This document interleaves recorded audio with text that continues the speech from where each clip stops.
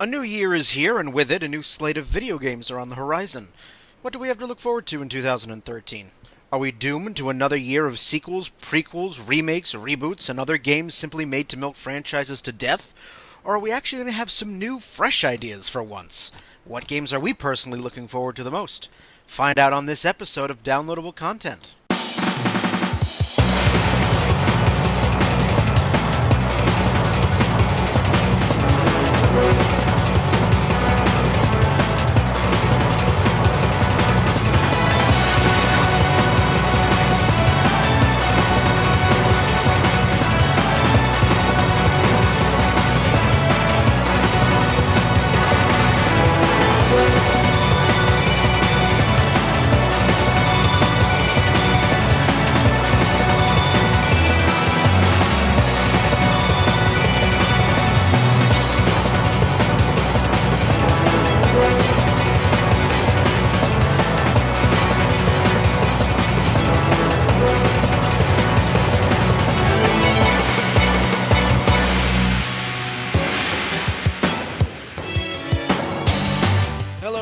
This is Downloadable Content. I am Brian, and with me on this episode we have Ron. Hey everyone. And we have yoinked our special guest, the host of the Gaming Death Podcast, or one half of the Gaming Death Podcast. Welcome back, Chris. What's going on? I'm actually 1/3. Oh, you've expanded. Yeah, we're 3 people now. We're 3 people. Okay, so it's not just you and Dawn running the fort anymore. Okay. No, it's another Chris from Canada. Excellent. They're multiplying. The Chris's are multiplying. Yeah. Exactly. He's cloned himself. That's the problem. I wish I could. I think it would make life easier. Possibly. The question now is, who's the normal clone, who's the evil clone? He's from Canada, so of course he's the evil clone. Goatee and all, right? Yeah, exactly. Well, I'm the one with the goatee. Oh wait, so he's goatee-less? Yes. That's all right. He gets a pass. That's all right. But yes, on this episode, we're going to talk about our anticipated games of 2013. As I said, brand new year, brand new list of things to look forward to. A lot of which got unveiled at last year's E3. A lot of games slated to come out this year. We have some games that are going to come out right off the bat. Some games that were originally planned to come out during the holidays but then got pushed back for whatever reason or another. Some games that keep getting perpetually pushed back. I hope we don't have another Duke Nukem Forever on our hands, but, it is what it is. There's a couple games... I was gonna say, there's a couple games I know of that are not nearly as bad as Duke Nukem Forever, but they've been on the back burners for 3 or 4 years now. They still need another 10 to... Yeah, but after Duke Nukem, that number quickly shrinks down to 3 or 4 years for a large swath of them. Except for The Last Guardian, which has been in development, I think, for as long as Duke Nukem has now. Oh, wow. I know some of the games that are coming out right off the bat. I know one that will be out by the time this episode airs is the Devil May Cry reboot. Oh, I'm really looking forward to that. Devil May Cry, which is not only a reboot, but a prequel as well. And it's actually got a lot of people pretty excited. When I first heard about it, I had the collective groan because I went, oh, here we go, another reboot. Another franchise, another company that's run out of ideas, which is my... Well, it's Capcom, too, so you kind of got to expect that. Yeah, it still doesn't make me any less disappointed, but then when I found out that Capcom wasn't developing the game, then I'm like, okay, there's some hope then. Who's developing it? Ninja Theory? Yeah. It's the Ninja Gating guys. And from everything I've read about it, I think this puts Dante at what? He's a young guy in this. It's a complete and total reboot. So they're just starting the story all over again. Yeah, Virgil's actually a good guy in this game. And it's got a lot of, like, weird, like, the bank and corporations are controlled by demon, weird undertones to it. Interesting. Does it? I mean, haven't seen any trailers for it yet, though. Does it still maintain the sort of hack and slash style of the regular Yeah, series? it does maintain the action adventure hack and slash chain killing stuff. Um, I do know that they're styling it to be a little bit different in terms of the combat. I think they're changing a couple things around. Like he can now transform into either an angelic version or demonic version of himself. Right. And like the angel and demon powers, I don't know if it's a choice of a path that you can go down, or if it's gonna kind of be like in the hell game was that? Castlevania Lords of Shadow, where you got like dark powers and evil powers. Interesting. It will maintain the wit too, so that should be a good plus. I'm just looking forward to more combat, and the combat in this game looks really freaking good. So I've been hearing a lot of early talk about this as we're heading up to release. It looks like that Ninja Theory's done a pretty good job. One of my friends who I was talking to the other day had just played the demo and was really, really impressed by it. Well, Ninja Theory is definitely one of the new and one of the new kids that just burst onto the scene with a lot of good, a lot of their combat scenes are very well done. The engines, for the most part, are very well done. There's not a whole lot of like glitches in them or things that are obviously broken, either in terms of power or lack of power. So this, at least for the combat sake, it looks like it should be a pretty good thing. I think the story looks really interesting, because if you remember correctly, Devil May Cry 1 was actually supposed to be Resident Evil 4.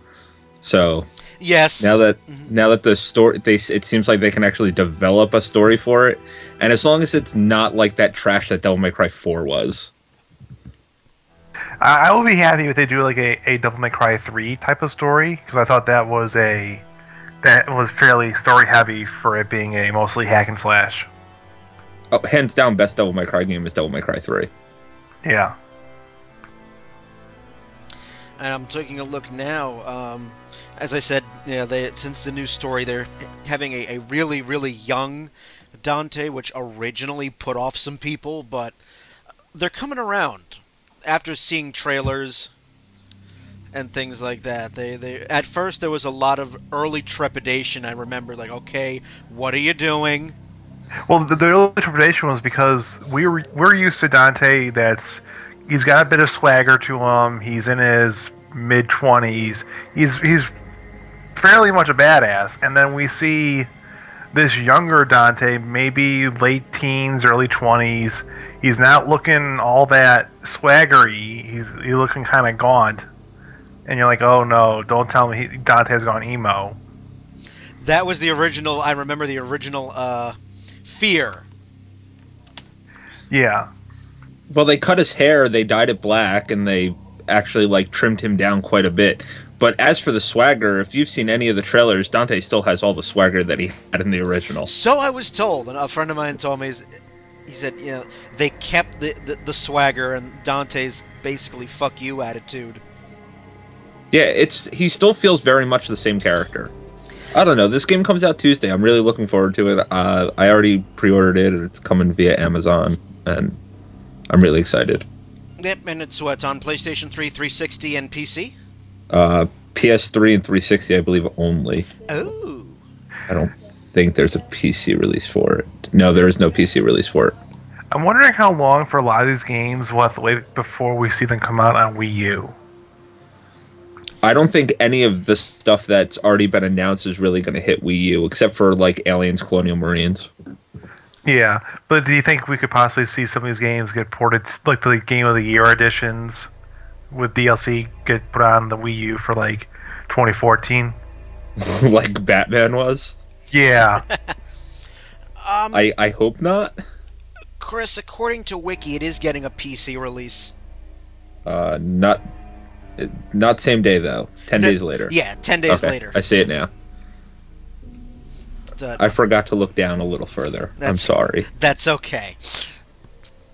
But yes, it comes out in the United States January 15th, and it looks like it's going to be a pretty popular game. I'm glad that Capcom didn't develop it, given the travesty that was Resident Evil 6. So, Are we going to talk about Resident Evil 6? Because I could talk about Resident Evil 6. no, that game's already out. I've written up a long rant review about it. The book is closed on Resident Evil 6. Okay, just checking. Just, I played it. yeah, no, I want nothing more to do with it. So, let's see. I know another game that is coming out pretty soon. It comes out in February. Wait, before we could jump to February, can I mention something else that comes a week later? Go ahead. That I'm really excited for. Go ahead. Ni no Kuni. That's a new one on me. So explain that one. It was originally a DS game that was released in Japan that they then ported over to the PS3. It came out, I think, 2 or 3 years ago in Japan, and it's coming out on the 22nd. It's an JRPG. Kid loses his mother and has to go into the land of Ni no Kuni. I remember this. This is got animation by I forget his Studio name. Ghibli. Yeah. Yep. Wait a minute. You said this game was originally a DS title and it's getting a PS3 port? It got a PS3 port in Japan because it was extremely popular. That strikes me as strange. I almost never hear of a Nintendo game getting... The game, I've seen screenshots of it. The game looks gorgeous from an animation standpoint. And I cannot imagine that it would be that hard to bump it up from a DS resolution to the PS3 resolution. No, I'm not. I don't think that it would be hard on a technical aspect. It's just something I don't hear about very often.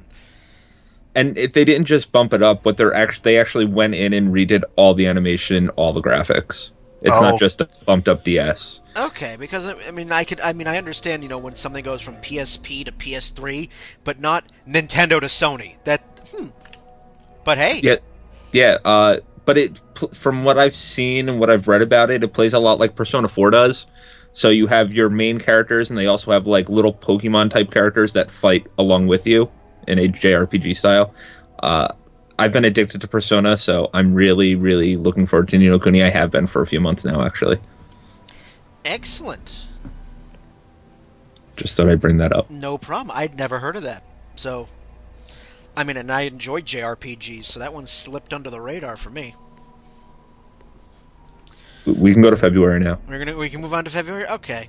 Probably to no one's surprise, one of the games I'm looking forward to, actually, is Dead Space 3, which comes out February 5th for PS3, 360, and Windows. Surprise, another Capcom game. Dead Space? No. I thought Dead Space was a Capcom game. Nope, that's an EA game. Oh, that's EA. I'm sorry. That's EA and Visceral. What the hell am I thinking of? Yeah, that's Visceral is what I'm thinking of. I'm sorry. Being sick is not fun. That's okay. You're forgiven. You get a pass. Thank you. Oh, wait, this is the one that's got co-op in it. Yes, it has selective co-op if you play on single player. But you can play co-op in this game. My biggest appeal for this game is story.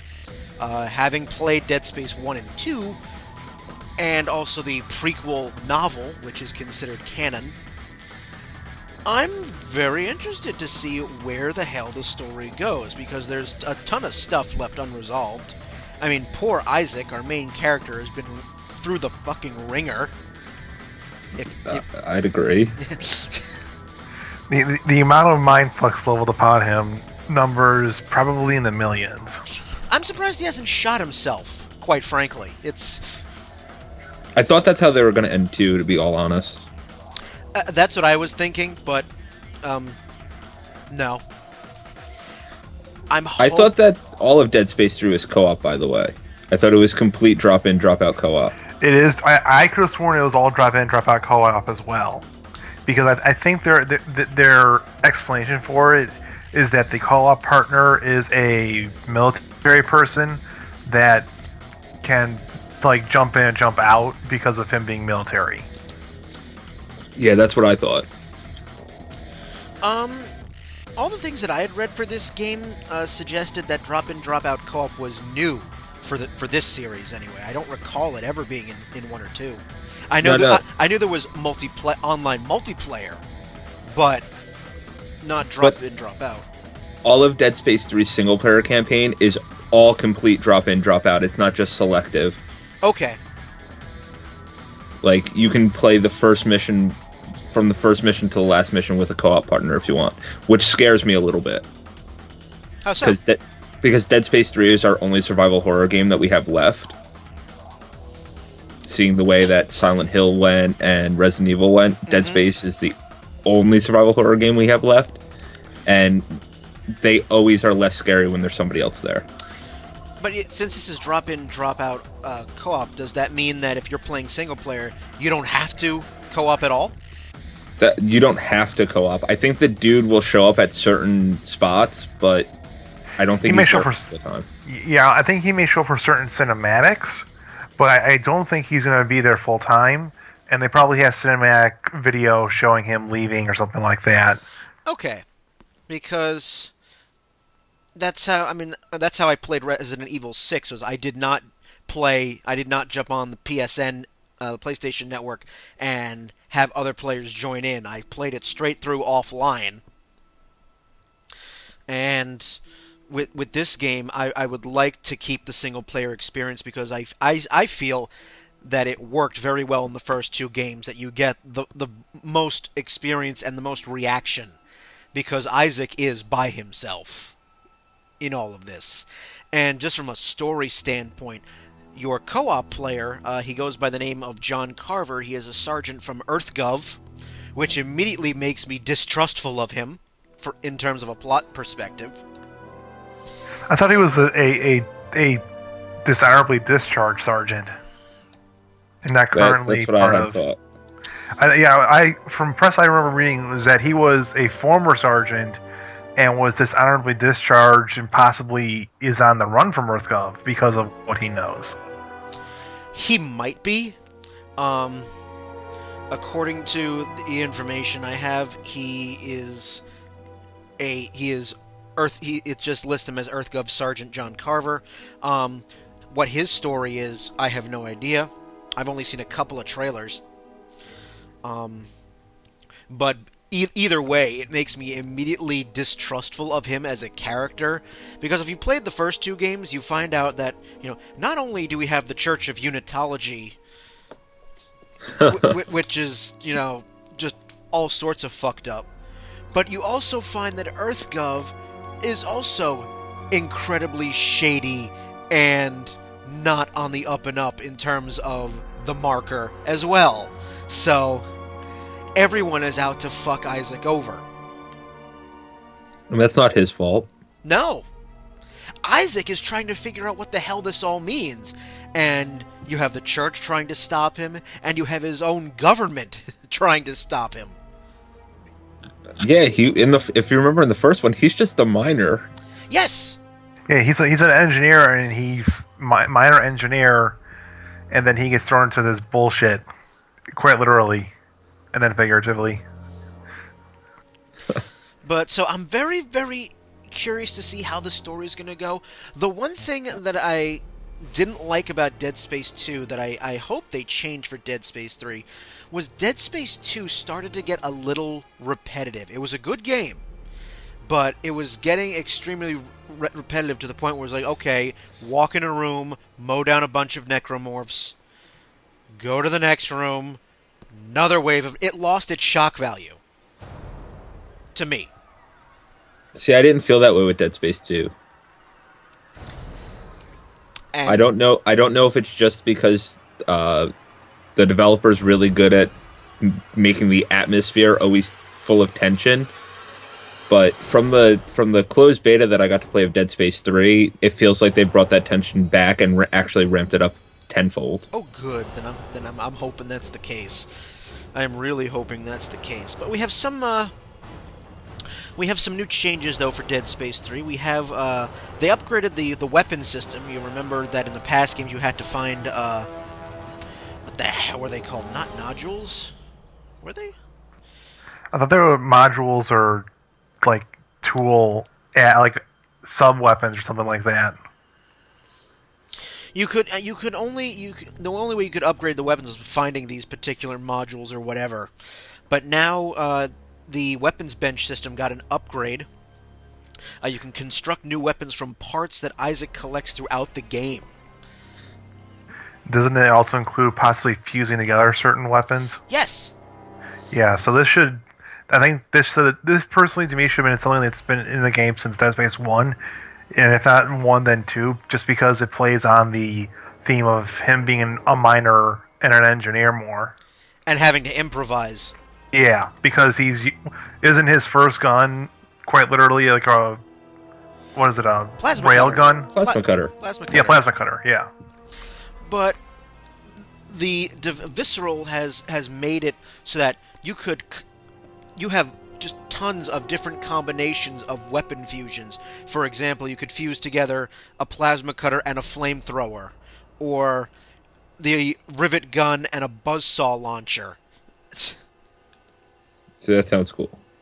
So that there's an incredible amount of customization with weapon creation, which is excellent because unlike a conventional survival horror game with, say, zombies, where it's all shoot 'em in the head, if you remember from previous Dead Space games, the way you kill the necromorphs is you have to dismember them. Headshots are not always the best way to go. Right. Yeah. Which I actually think is really cool. I love Dead Space. And I'm looking forward to the soundtrack. It's once again being done by Jason Graves, which is always good. Which means it's always good for 80 minutes of violin scratching. So, I'm really looking forward to this game. It's one of the few that I have on my immediate radar. Anyone else have anything? I've thrown out Dead Space 3. We're still in February. We're staying in February. If no one has anything for February, we can go to March. I have a couple things for February. One is Fire Emblem Awakening. It's for the 3DS. This is more so personally speaking. Like, I don't have a 3DS, but I do enjoy the Fire Emblem series because it scratches that tactical RPG feel that I get sometimes. And having the Fire Emblem series on the 3DS, I think, should be very pretty because that game has always had some very good animation. And the stories have been pretty good as well. And this probably might be one of the very first games that comes out in 2013 that makes me want to get a 3DS. Ooh. The other game the other game that I see coming out in February, assuming this is still up to date, is Sly Cooper: Thieves in Time. That franchise is still going? Yeah, it is. It's just a little surprising because it's been a while, but they're coming back. It's coming out for the PS3 and the PS Vita. I don't know if they're doing their transferring thing with this. It's cross-buy. It is cross-play? Good. Yeah, it's cross-buy. Yeah, so that in itself I think is a major plus because this is this, from what I've read and seen, this is definitely like Sly Cooper. It's classic, like, platforming and sneaking around and, like, good, clean fun. Yeah, which I think is something that we haven't had in a while. I've had a chance to play Thieves in Times on both the PS3 and Vita, and it's very much Sly Cooper. That's good. That's a series I never really got into. I mean, I've heard of it, but I've never played any of the games. I actually thought that franchise quietly faded into obscurity, but I'm wrong. Anyone else before we move into March? No, I'm good. I'm fine. Move into March. Okay, March it is then. Now, there are a couple of games on the horizon for me. I just heard a Grand Theft Auto 5. I don't know how old news that is, but that just recently came to me. That's probably going to be April. Yeah, like, as it stands now, people suspect it's going to be late March or April, but it could be they could push it back into May or June, just because that's for the summer lull. Usually that happens for video games, and then they have like 3 or 4 good months of buys for it before the holiday rush. Alrighty. I mean, I've played some of the earlier Grand Theft Auto games. I'm not particularly a fan of them. But I know that anytime a Grand Theft Auto game is announced, it is guaranteed to be a game worth paying attention to, and a game that'll probably sell very well. That's been the case. That's one of Take-Two's jewels right there. Yeah. The other game I'm really looking forward to is BioShock Infinite. Yeah, it's the end of the month. Yep, that is March 26th worldwide. Yep. And having loved the first 2 BioShock games, I'm very curious to see how this will play out, and if at any point there are any callbacks to the previous game, because this game is set 50 years before BioShock 1. I thought it was after BioShock 1. BioShock 1 takes place in 1960, 1959? Yep, and BioShock Infinite takes place during 1912. Oh shit! I got them backwards. Yeah, it was like I thought the point of BioShock Infinite was that it is playing on the patriotism and isolationism of that time. Yep. And Right. which is why instead of it being in the sea, it's flying in the air on airships. Yes, we go from the city of Rapture to the city of Columbia. Now, have you seen any of the the big trailer for this? They started off very throwbacky to BioShock. Yep. So, you're on the boat and you see the lighthouse, and then you look up and there's the airships. I remember the very first trailer I saw was an early trailer. A big hulking thing coming in and stomping on a Big Daddy. I'm like, oh, we have another big hulking brute to worry about. Yeah. Oh, yeah, Songbird. Yes. But he plays a lot. Songbird plays a lot bigger, a lot more, a much larger role in the story than Big Daddy's did. Yeah. This sounds like Songbird's going to be the main antagonist, or at least one of them, compared to the boss battles of the Big Daddy. Right. Very, very interesting. But because it's going to be set in 1912, that means, and because this is going to be largely based on American imperialism, we're going to have a lot of historically accurate references of the time. Things like jingoism, xenophobia, because we're getting near World War I at this period of history, and a lot of praise has been seen so far in the trailers because it looks quite steampunky. Well, BioShock's always looks steampunky. It does, but now everything is not going to look muted and underwater blue-green. There's going to be some color in here. It's very bright. Yes, it is. Yeah.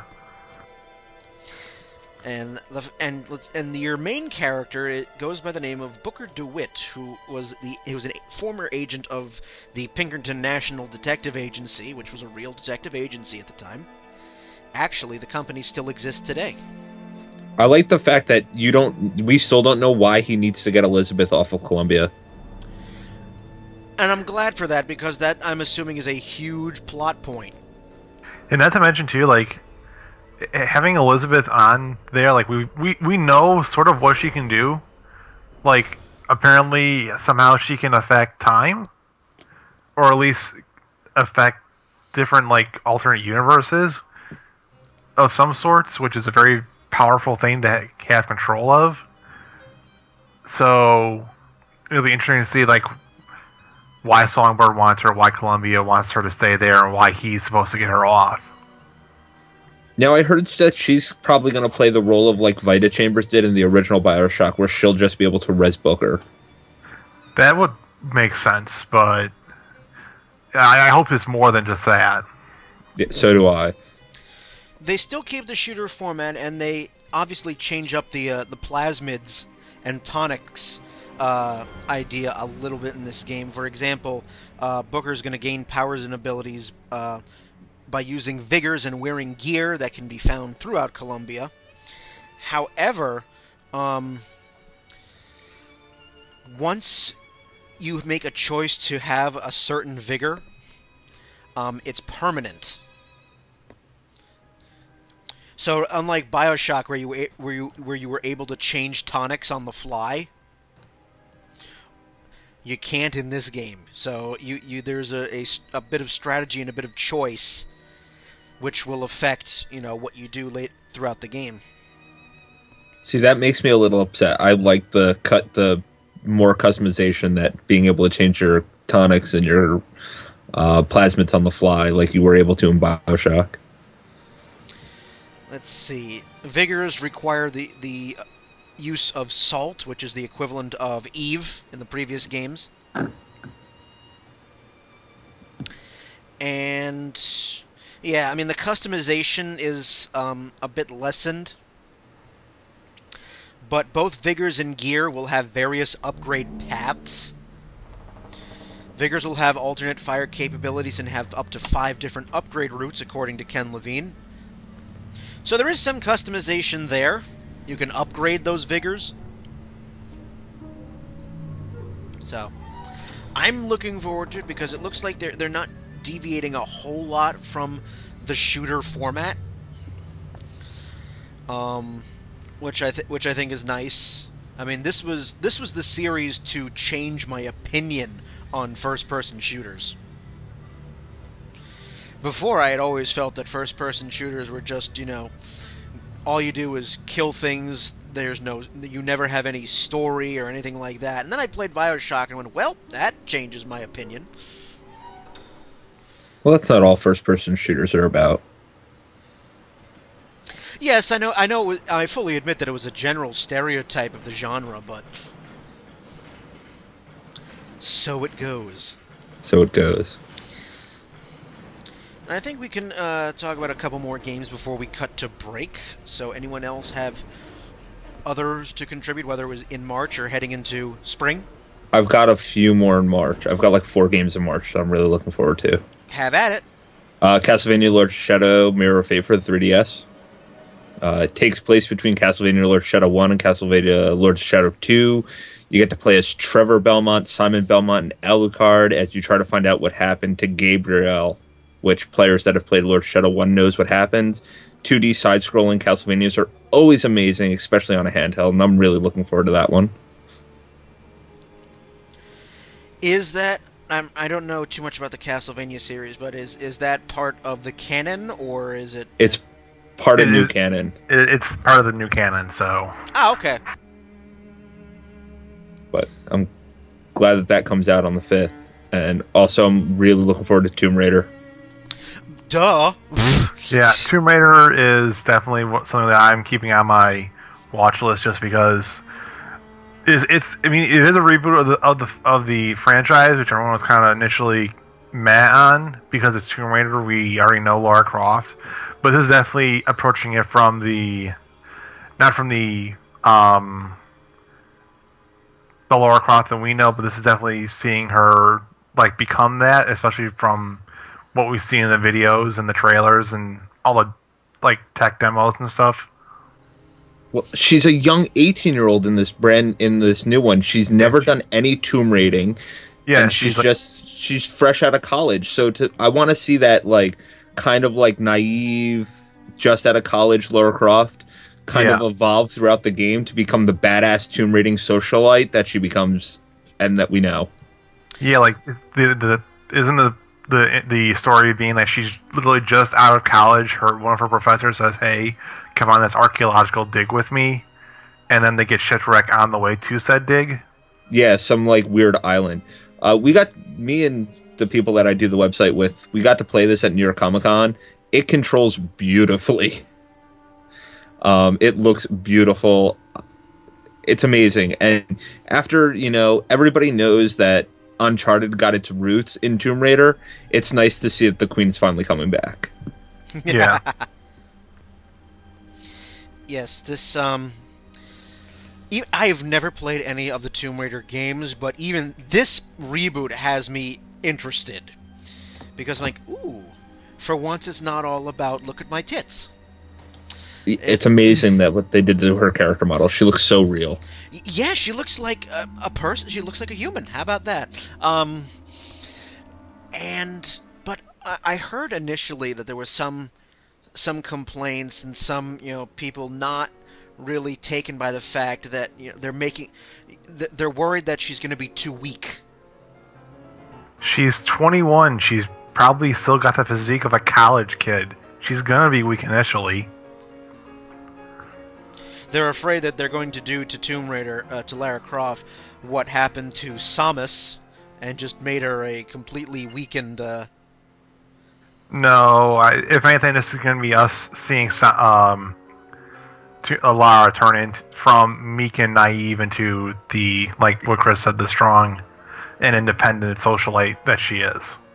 Yeah, I'm so looking forward to this game. Like, my fiance is also a huge gamer, and she normally doesn't like stuff that everybody else talks about. She is very much looking forward to Tomb Raider as well. The last thing that I have for March, at least, that hasn't been mentioned, is StarCraft 2 Heart of the Swarm. Yay, StarCraft. So the next expansion of Korea's national pastime. Yes. But admittedly speaking, there is a story here. The story should be good because now we get to play as Kerrigan as she goes on a revenge path versus Minsk. So that should be fun. I don't like a lot of the changes that they're doing to the multiplayer, though. Well, the multiplayer, like, for Ryan, you don't know, like, for multiplayer, they are adding in new units and changing up old units. Some of them are getting removed entirely, some of them are losing power, some are getting new powers. And they're still testing and doing beta testing and balancing issues for it. Initially, they were going to add, like, some units, and then they decided, no, we're not going to add them. Oh, wait, yes, we are. But they're going to be different things. And it's been a good 2 years or so since Wings of Liberty came out that they've been beta testing. And only now are they kind of, sort of, starting to nail down some of these things. And the game comes out in 2 months? Yeah. So, what the fuck? There you go. Another game I want to mention, Gears of War Judgment.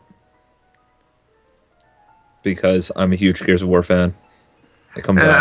I guess for some people, God of War Ascension, but that's not my cup of tea, so... Oh, I'm done with the God of War series. But yeah, Gears of War Judgment looks awesome. I love Braid as a character, and that's who they're focusing on, Braid and Coltrane before Emergence Day. Yeah, this is before Gears of War 1, so... Yeah, wait a sec. Wasn't Gears of War supposed to be just a trilogy? Why did I think... Yeah, but it made money. Oh. A lot of money. It made a lot of money. Oh. The only thing that really scares me about Gears of War Judgment is Cliffy B, who has been at Epic Games since he was like 18, decided to leave. So I don't know what that means for Gears of War Judgment, if his little spice and flair that he adds to all those games is actually going to be there or not. But we'll see on March 19th. Yeah, for some reason I'm like, I thought Gears of War was only supposed to be a trilogy, but okay, it made money, and alright. That's all you need to say. Well, we had this been mentioned before, that it is because of the people who made Gears of War that the 360 even has, like, semi-compatible hardware even today? Yes. Okay. I'm just making sure that it was mentioned. Yes, it was. And should be mentioned again because Microsoft, you cheap fucks, learn to make a better system. Hey, at least their system sells. Yeah. So. And they know marketing, unlike Sony. Yes. Fair enough. Alrighty, so we've gotten through a nice chunk of games that we're looking forward to in 2013. On our second half, we will continue the discussion, and we'll be back. You're listening to Downloadable Content.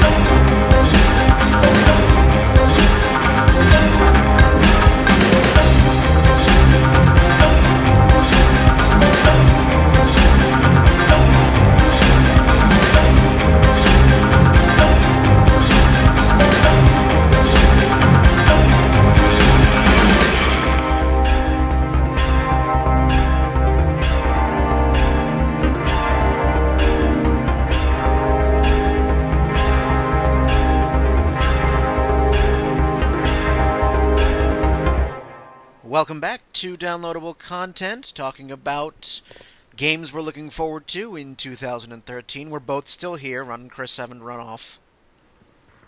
Still floating around. I'm here. We're all here. We're somewhere in the tubes. Yep. So let us... On the internet. Yes, our far-flung corners of the internet. So let's press on. All right. Let's press on. Chris, let's go with you. Last of Us. The Last of Us, yes. Yeah, a game by Naughty Dog that's not Uncharted. Thank God. Although to me, Naughty Dog will always be Jack Dexter? Crash Bandicoot? Crash Bandicoot. Okay. Has anyone else noticed that for Naughty Dog they tend to do this thing of like 3 games, then a racer, and then they make an entirely new series? Exactly. I'm still waiting for the Uncharted kart racer. It's going to be called Uncarded. But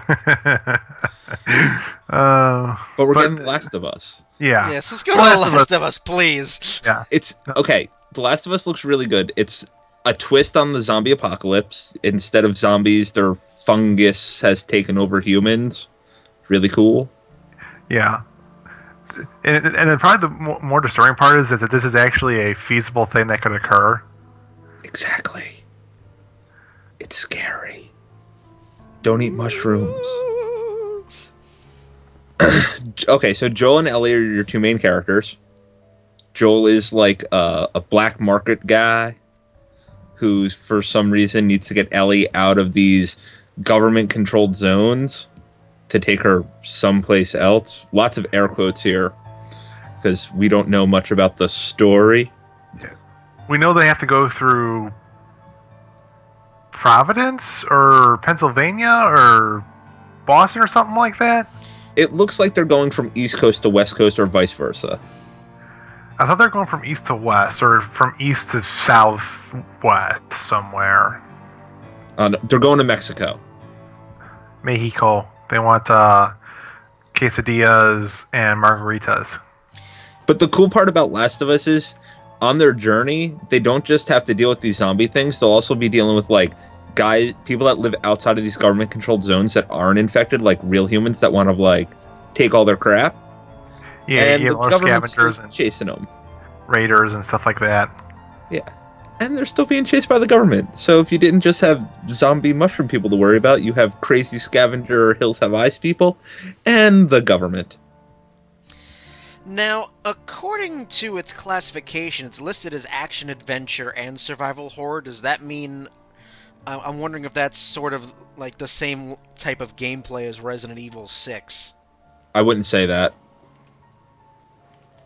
This strikes me as survival, horror, and adventure in that order. And it looks very interesting. And wow! I haven't seen that in a while. It's a PS3 exclusive. Yes, it is. Yeah, I haven't seen an exclusive title for anything in quite a long time, except for Halo. But Forza. PlayStation also Battle Royale was a PS3 exclusive. Obviously, that's PlayStation Super Smash Brothers, so... it's not Smash Brothers. Come on now. That's what I'm calling it. But anyway. I saw a trailer for this game, and it looks very beautiful. Visually, It looks very, very nice. Yeah. This, to me, I think we can probably classify as... This is either going to be one of the last games for this current generation, or it's going to be one of the very first games, if not a launch title, for the next gen. It actually has a hard release date of May 7th right now, so I doubt that the PS4 is coming out on May 7th. Fair enough. Yeah, considering that we're still waiting for an actual official announcement. Because as far as I've seen, all we have is just tons and tons of speculation that Microsoft and Sony are finally going to make a new console. Microsoft more so than Sony, as of right now. No one has actually officially said, yes, we're doing it. So, just a lot of rumor. And a lot of gamers going, come on, what the hell is taking you so long? Oh, I love this generation of consoles. I don't think we need a new one quite yet. I agree. I just get the sense from message boards and whatnot that people are on the verge of pleading. It's like these consoles have been out for 8 years. Come on already. Well, we need to keep mentioning that the reason why these consoles have been out for 8 years is because it's taken 8 years for the next gen to actually be remotely economically feasible to mass market. And if it's only been 8 years, remember, Sony still has 2 years because they're on a 10-year cycle. Yeah, so they say, yes. Prepare for the long haul. And to be fair, I think that's actually a smart plan, smart move on their part. But yeah, as you were saying, Chris, that you were talking about how people get infected by some sort of fungus and mushrooms.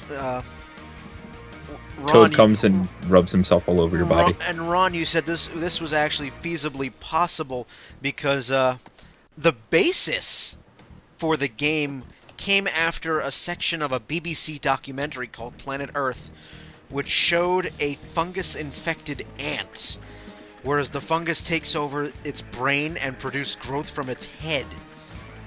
Yeah, and what the fungus does, it seeks out other things for it to infect, and then it makes the ant's head explode and infect other ants. It's so badass. That's a unique concept. It's certainly and it actually has a basis in actual nature as opposed to the C virus. Yes, I mean, currently this fungus is pretty rare. It's only in a particular section of, I want to say, Indonesia or somewhere foreign and exotic like that. But this is definitely one of those, like, what-if scenarios. Right. Very, very interesting. So yeah, I'll be keeping a closer watch on this game. Yeah, Last of Us. Last of Us. Okay. Next. I'm going to throw out Dragon's Crown. This is a game that is for the PS3 and the PS Vita, so it should have the cross-play functionality in it. This is made by the people who did Odin Sphere and... Why am I blanking on the other game they did? The other game that was very, very pretty. Demon Blade, Muramasa the Demon Blade. Oh, okay. This is going to be a sort of similar to the old Dungeons and Dragons arcade style game that was like a side-scrolling beat 'em up action role-playing game. Okay.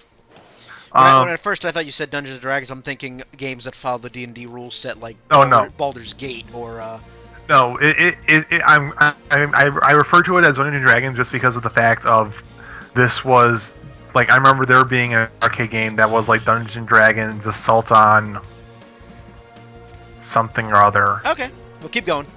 Yeah, but this is first off, it's going to be a very pretty game, all hand drawn and hand animated sprites, which is to be expected of the Vanillaware. There's 6 classes: Fighter, Amazon, Elf, Sorceress, Wizard, and Dwarf. And they each have their own strengths and weaknesses. You can only play as one of them. You can't have 4 elves or 4 sorcerer on the field. And I know the main thing with this is encouraging multiplayer as well. Like you can go through the game by yourself and beat it, but you're gonna get a ton more enjoyment out of it if you have your friends play it with you. Sounds very Gauntlet Legend-ish. It is kind of Gauntlet Legend-ish too. That makes me excited. Good. And it's a spiritual successor to Princess Crown, which was an Atlas game. Yeah. So much in the same way that Odin Sphere and Muramasa are spiritual successors. Yep. To basically Princess Crown and their other types of games. I'm looking forward to this. Another game for me to play on my Vita. Yeah. Get use out of it. Exactly. I love my Vita. Come on. Mm-hmm. Let's see. Somebody on Facebook mentioned to me the Elder Scrolls Online. And as I'm enjoying Skyrim, I don't know too much about this game. It's still very much in development. I don't think it has a hard release date yet. No, not yet. This is taking place in the past. I believe this is before the first Emperor, even. Okay. So yeah, this is like you know those ruins that you would delve into in Skyrim and in Oblivion for Cyrodiil that were like the old ancient elven ruins. Okay. Yeah, you're playing in that time when the elves are actually still in power. Ah. it's a millennium before Skyrim. So we've got some history there. Now, Chris, you let out a moan of disapproval. You sound a little ambivalent. It's not developed by Bethesda. It's done by ZeniMax. It still has the old school online MMORPG bullcrap with pay monthly from what they're saying right now. And it's third person. Not interested. That's not what I want in an Elder Scrolls game. Please just give me Elder Scrolls 6. Thank you. Why did Bethesda hand the reins over? Because they're working on Elder Scrolls 6. Yeah. The main reason why they handed it off was like, we're working on Elder Scrolls 6, but there's this big hype in press for Skyrim still. So people want Elder Scrolls still. So let's throw them in an MMO and hope it sticks. Okay. Yeah, this game does not look very good. I have tried it a little bit, and it is not good at all. Yeah, graphically speaking, it doesn't look too impressive. No, be honest, it looks ugly. I'm one who's willing to forgive graphics if it's for a stylistic purpose, but I don't think this is for a stylistic purpose at all. No, I think it's just ugly. Yeah, I think this is them just trying to make it be as run on as many machines as possible so they can try and get as much money as possible. Milk the franchise. Yeah. Which is scares the hell out of me. Yeah, which is something that Bethesda normally does. Bethesda doesn't normally milk their freaking franchises like that. Ever. Yeah, Bethesda is one of the few companies that I would say that just spends its time and money polishing the game to its like distilled, most pure form. They usually don't do a money grab. Right, which, besides for Horse Armor with Oblivion, which was the last time I yelled at, I was like, Bethesda, stop trying to steal my money. The Elder Scrolls Online is like me going like, Bethesda, stop trying to steal my money. Yeah. What's you gonna do? Yes. Alrighty. Moving right along. Let's see, what else did I see that... Animal Crossing. Go ahead. Animal Crossing for 3DS comes out this spring. It's called New Leaf. You are actually the mayor of the town. It's a brand new Animal Crossing on the 3DS, which is already really great to like have people talk to, like multiplayer Street Pass function, which is amazing on the 3DS. And it's Animal Crossing. I can't freaking wait. I didn't know you were that big of an Animal Crossing fan. I love Animal Crossing. And anybody that out there that's from Missouri, because the Missouri cops said that adults that play Animal Crossing are most likely pedophiles. I am not a pedophile. I just really like to build my town and make my little dude and go catch bugs with people and go fishing and make my house the way I want my house to look. Well, then, does that mean that you're looking forward to the upcoming SimCity game as well? Of course I'm looking forward to SimCity. I figured as much. Now, we're not talking about The Sims. We're talking about SimCity. But we could be talking about The Sims. You in the new SimCity, because you can actually go down to the people in your town and actually like play The Sims. Yes, and SimCity is a PC only. Nothing confirmed for Mac. That's March 5th. Can't wait. Yeah, that's 3 games I have coming out on March 5th that will be ripping the money out of my wallet. It's like my paycheck is gone. Oh yeah, especially since I bought the collector's edition of Tomb Raider. Oopsie. It comes with a PlayArts Kai figure. Fair enough. Now, Chris, you've been talking a lot about the upcoming releases for the handhelds. I'm looking. Does the Wii U have any possible tantalizing games on the horizon? I don't know about the Wii U. I don't like the Wii U. I like handhelds, like Luigi's Mansion. Oh, Luigi's getting another game. The first one was amazing. I enjoyed Luigi's Mansion, as silly and as stupid as it was. I loved it. I mean, for the Wii U, the one that jumps out at me, I mean, Pikmin 3, I guess? It's just more Pikmin. It's more the same. Yeah, I mean, it's more the same, though. It's more Pikmin. The other thing that jumps out at me that's on the Wii U is Injustice, Gods Among Us, but that's also on the PS3 and the 360. Injustice looks amazing. I will agree with you there. Especially after the last Mortal Kombat game was so good. Yeah. Do you know what Injustice is, Brian, or no? Enlighten me. Do you remember the kind of horrible Mortal Kombat versus DC Universe game? I've never played it, but I do have to acknowledge its existence. Okay. And then you remember how they did a reboot of Mortal Kombat, and it looks freaking amazing, and it's done very well. I own it, and yes. They're doing one for DC only. So you can play as Superman, and Batman, and Wonder Woman, and Green Lantern, and Flash. Solomon Grundy, and Harley Quinn. The Joker. And it's going to be like Mortal Kombat style. Maybe not as blood. Maybe no blood, but there's DC hope. already gave them the go ahead to make an M-rated game. Oh, okay. So there's going to be blood. And there's definitely going to be some. Well, yeah. I mean, the reason why they didn't want the DC characters getting the Mortal Kombat treatment. So I mean, yeah. From what I have noticed and read, this looks like it's going to be going under the League of Justice, not Justice League. What's the other alternate universe? Slightly more JSA, Justice Society of America. Justice Society. Like, this looks like it's going to be under the Justice Society of America type of superheroes, which for Brian, these are the more aggressive, more like controlling superheroes compared to the Justice League, which is just a police force against the supervillains. Okay. That's not how it is anymore. Well, it's not how it is anymore. It's not how it is anymore. That's how it was originally marketed as. Right, because JSA now is all the original superheroes, and that's definitely Hal Jordan Green Lantern, who's not in the JSA. Sorry. Yeah, both that's fine. No, it's fine. But this, I mean, Batman's in what looks to be powered armor, sort of. Okay. Wonder Woman has on, like, she still has her little spandex outfit, but that looks to be like it's armor instead of spandex.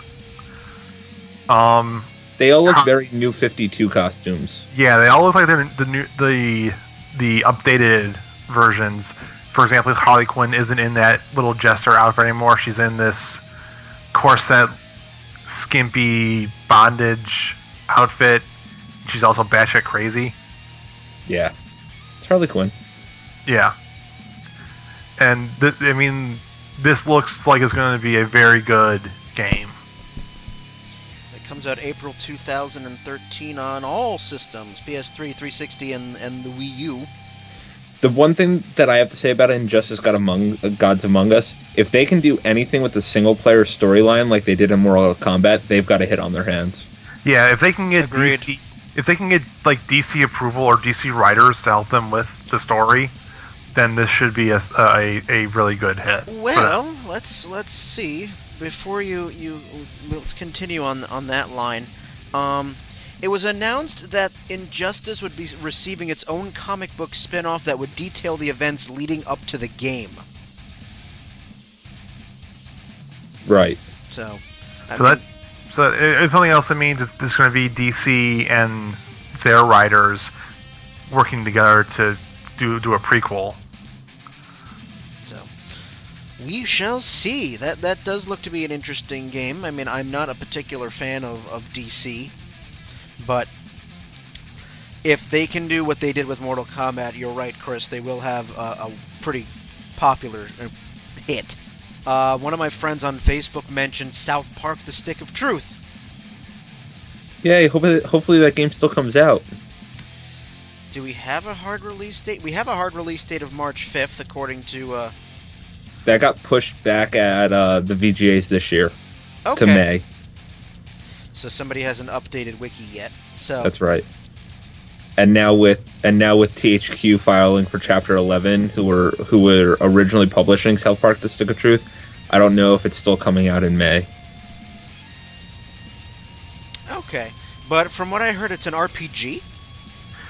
Yeah, this is going to be South Park humor, but it looks like it's going to be an RPG almost in the vein of like a Final Fantasy 4, 5, and 6. Really?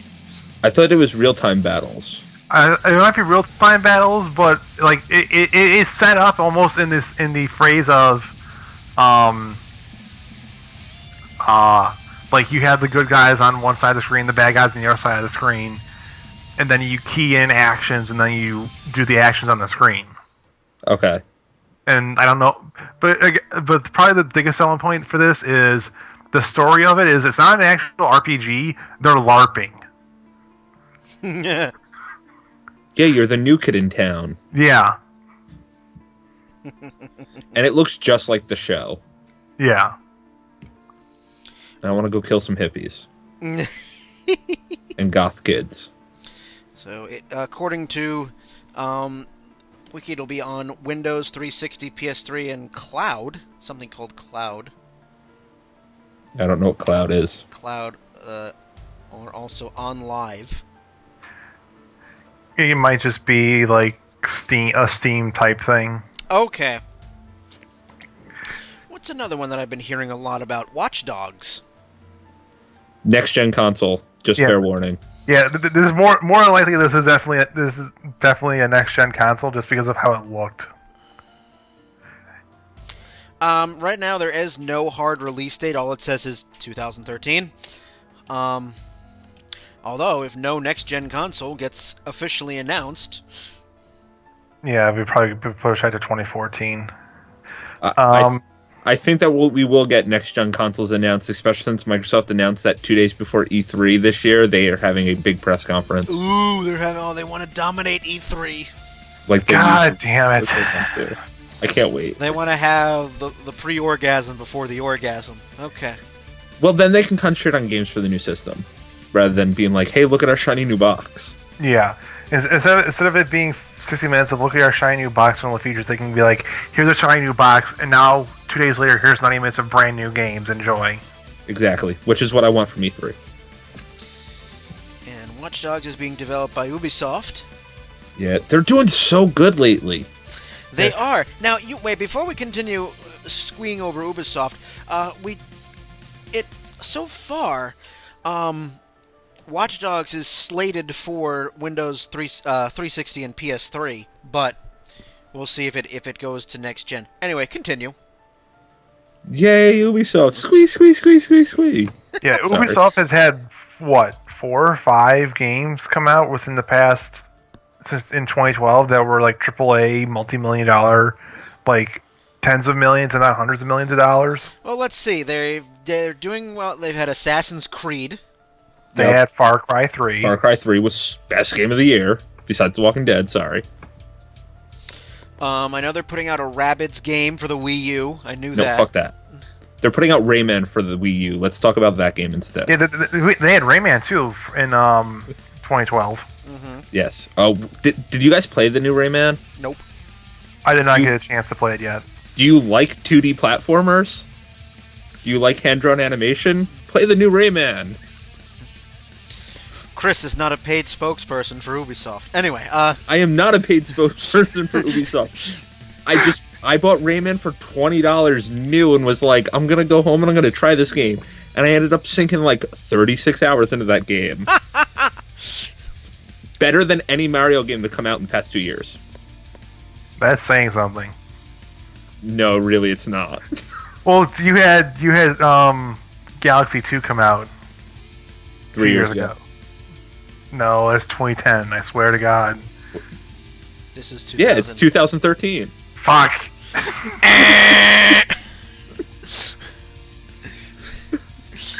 Oh, damn it. I was hoping no one would notice. Your math is off. However, let's see if I can make Ron save face here.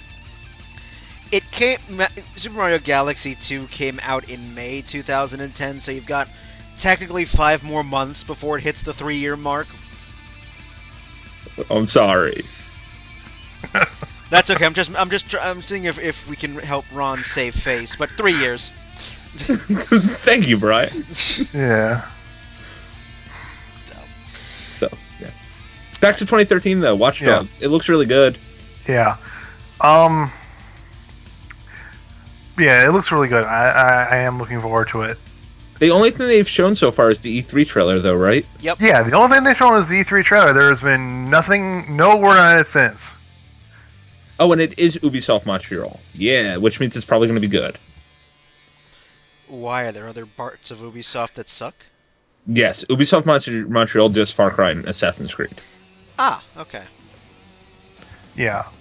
Are we done talking about Watch Dogs? If you'd like. Yeah, fair enough.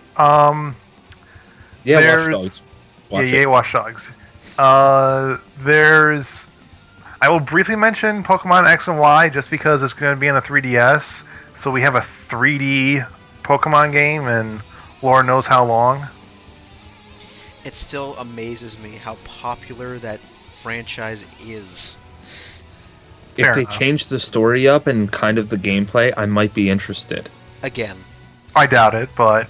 Because it's been the same thing for the past 15 years, guys. Yes, I know. Yet it's still insanely popular. I don't get it. Let's see. Because we're whores for RPGs, and this one's actually pretty tried and true. It's a really good RPG. I guess. I mean, like I said, as I said in past episodes, once I played Pokemon Red, Blue, Silver, and Yellow, I went, okay, enough. Yeah, fair enough. I've had it. Somebody on my Facebook also mentioned Beyond Two Souls. Oh yeah. Oh yeah. Oh, we've got the deep. Oh yeah. Oh yeah. But on that Barry White and Oh. Hey baby, let me tell you about Beyond Two Souls. Oh, It's by Quantic Dream. Oh yeah. They did Heavy Rain. It looks beautiful. It stars Juno, who has some weird paranormal powers. Yeah, baby. It's gonna be delicious. It is a PS3 exclusive. And it will come out on the PS3. And, well, I mean, I know these guys did Heavy Rain, which I seem to recall when it was released, it kind of got met with a lot of, huh? Exactly. Heavy Rain was really good though if you really got into it. It was pretty well received and very critically acclaimed, but a lot of people who played the game and went, "What?" Well, now we know what we're getting into with Beyond Two Souls, and people won't go home. They'll go, "Okay, I really like that kind of stuff," or they'll go, "Nah, I don't like that." Because the listed genre here is interactive movie. Yeah. So it makes me kind of think that it's just the name of the genre makes me think of, well, if you're gonna make a movie, then make a movie. There's none of this hand-holding shit. What are you talking about hand-holding? That's the first thing that jumps to mind. Did you play Heavy Rain? I did not. Play Heavy Rain. Just seriously. Take 2 seconds and play Heavy Rain. I would consider an interactive movie as well, but you make choices. It's pretty much one giant long QuickTime event. It almost sounds like to me like the game on the PS2 called Indigo Prophecy. Yes, that's very much so. Okay. Yeah, like the main selling points with Heavy Rain and Beyond Two Souls for this is not going to be the gameplay aspect. It's going to be the story. It's going to be the story. Oh yeah. Yeah. And the graphics. And I mean the graphics too, but that's just like because like if you don't have to devote as much energy to gameplay, you can max out on graphics, no problem. Oh yeah. Oh yeah. We're back to that again. Oh yeah. According to one of the actresses for this game, she said that the script it was about 2,000 pages long. Fair enough. The normal script for a movie is like 200. Yeah, but keep in mind too, like more than likely there's going to be 3 or 4 different paths through the game at least, with different like branching points. Almost look at this as like a visual novel sort of thing, where your actions determine the path you take. So you may take like option A, and that therefore closes off side story X. But if you take option B, you can still do side story X, but you still have to do the audio for it. Right. And it's 2,000 pages. All right. Well, we'll see what happens with that game that comes out. We don't have a hard release date. It just says 2013. But it is going to be on the PS3. That's another exclusive, which I'm glad to see. I'm glad to see that that consoles still get the occasional exclusive, and it's not just, some publisher going, let's whore ourselves out on every system. I like that. I like that there's less exclusives. Oh, so do I. But I mean, it's occasionally nice to see that there are still some exclusives. That hasn't completely died off yet. Well, soon it will. Eventually, yes. So let's wind this down, since we've gone through quite a bit of games. So I'm going to ask you first, Ron. You personally, what games are you really looking forward to? Like the type of games that you must have when the day comes out? For me, it's a little bit tough. just because nothing that we've said makes me go, I'm going to buy this day one. The closest thing that I could think of probably would be Dragon's Crown, simply because of what I'm looking forward to, more so for the playability of it. Like, this is a game that I know that I have friends that will play and we will enjoy it greatly, and that I would want to play as early as I can with them. Okay. Fair enough. All right. Let's, anything else? Or I'm going to go shift to Chris. Maybe you can help me with this one, Brian. Because you get Game Informer as well, right? Yes, I do. Do you remember there's a game coming out that's supposedly 2013 that I believe is for the 360 and the PS3. They're marketing it as an action-adventure game, but the story of it is you are a girl going into people's memories and altering the memories. Oh. Remember Me. Remember, that might be it. Yes. That sounds right. Let me look. Yes, Remember Me, that's what it is. We've got a date of May 2013 for that. And it is... Yeah. I'm looking at the Wikipedia for it now. It's coming out for the PS3, 360, and PC. So, yeah, this is a game that, like, from screenshots I've seen and from the story I've read, like, this to me strikes me as a Mirror's Edge type game, in the sense of it's probably not going to sell very well, but it's going to be very, very good. Capcom again. You think it's going to be one of those games that gets very critically acclaimed and then fall off the map? Yeah. Okay. Just be, like, I don't know why, but I think part of the reason for it is that this is a female lead, and very few female leads have sold well. Okay. I can agree with that. Chris, what say you? What do you want to know? What games are you most looking forward to? I mean, I know you're looking forward to a lot of games, but which games do you personally are your must-have on day one? Tomb Raider and BioShock Infinite, without a doubt. Like, both of those games, been looking forward to them for quite a long time. The Deadpool game, definitely a day one purchase. And the new Shantae game. Oh, we didn't even mention that. Yes. So, those are, like, definitely my day one purchases. And most likely the Castlevania Mirror of Fate and Castlevania Lord of Shadow 2. All the other ones, I'll buy them on day one, but not, like, all gung-ho about them. For me, there's two games. These are games I would like to buy on day one. Whether I will actually have the money to buy them on day one as a poor college student is up for debate, and that is Dead Space 3 and BioShock Infinite. They're both in March, right?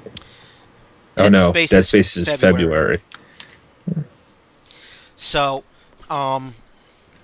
and I think for Dead Space and BioShock, since I already have the previous installments on PS3, I'm probably going to get the PS3 versions of those. I'm looking forward to, again, the stories of both of them specifically. I want to see if this wraps up Dead Space, or if we are set for a Dead Space 4. And BioShock Infinite, well, who knows where the hell that's going. So, those Ken Levine does. Yes, and only him. So those are the two games I'm personally looking forward to. There are certainly a few others that I'm really interested in, like The Last of Us. But there's one game, I'm sorry, that hasn't even been announced yet, but they've said that it's coming, and it's most likely going to be 2013. That's not even on this list, and that's with The Walking Dead Season 2, which I would throw out every other game on this list for that game. I'm throwing money in my monitor, but nothing's happening. Exactly. Like, I think The Walking Dead by itself is going to make publishers start looking into doing episodic gaming again. You think so? You think episodic gaming would make a comeback with it? Potentially, I think it can, just because, If nothing else, you can put out an episodic game. It doesn't sell well. You go, oh well, we only spent like $5 million on that, compared to if you have a AAA game not sell well, well you're out $50 million or $100 million, and potentially are now bankrupt. I.e., Studio 38. THQ. And THQ. There we go. That is our recap, our discussion of the games we're most looking forward to in 2013. But we'd also like to hear from you. If you have any comments, questions, gripes, or you want to add to this list, you can get in touch with us either on our Facebook page at facebook.com/downloadablecontent or on Twitter at Twitter handle DLContent. So all that remains for me is to thank Ron and Chris over at FromGamingDeath.com. Thanks. Yeah, go check out the website. Sorry. Shameless plug! Shameless plug. www.gamingdeath.com. There you go. It's good stuff. Go check it out. Also, go check out their podcast. Gaming Death Podcast, iTunes, Stitcher. Check it out. Sorry. Shameless plug. More shameless plugs. That's all right. Why not? Until next time, this is Brian. Have a good one, everybody.